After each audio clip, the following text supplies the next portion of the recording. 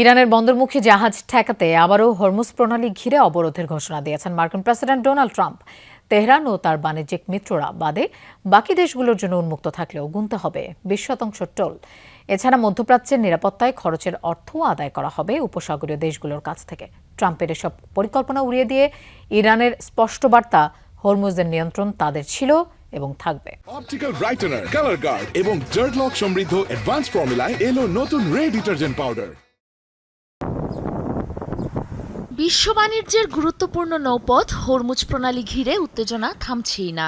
Iran গুরুত্বপূর্ণ জলপথটি আটকে রাখায় পাল্টা অবরোধের ঘোষণা দিলেন মার্কিন প্রেসিডেন্ট ডোনাল্ড ট্রাম্প। মঙ্গলবার হোয়াইট হাউসে সাংবাদিকদের সাথে প্রশ্নোত্তর পর্ব চলাকালে এই সিদ্ধান্তের কথা জানান মার্কিন প্রেসিডেন্ট। হরমুজের নিয়ন্ত্রণ যুক্তরাষ্ট্রের হাতেই রয়েছে বলে দাবি করেন। হরমুজ সংলগ্ন ইরানের অবকাঠামো লক্ষ্য করে জোরালো অভিযান অব্যাহত রাখার হুঁশিয়ারিও দেন।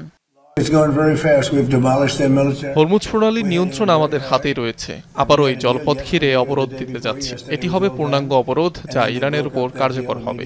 ইরানের বাণিজ্যিক মিত্র কোনো দেশকে এই পথে যাতায়াতের সুযোগ দেওয়া হবে না।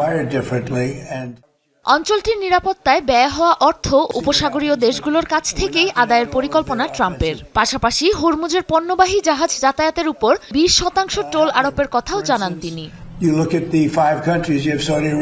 বিশ্বের অন্যতম গুরুত্বপূর্ণ এই অংশের সুরক্ষায় আমাদের বিপুল অর্থ খরচ হচ্ছে।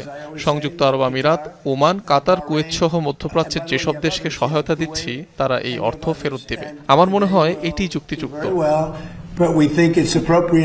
তবে ট্রাম্পের সব পরিকল্পনা উড়িয়ে দিয়েছে ইরান। এক্স বার্তায় ইরানি পররাষ্ট্রমন্ত্রী আব্বাস আরাকচি বলেন, হরমুজের ভবিষ্যৎ নির্ধারণের অধিকার নেই যুক্তরাষ্ট্রের। এই জলপথের রক্ষক ও অভিভাবক ইরান ছিল এবং থাকবে।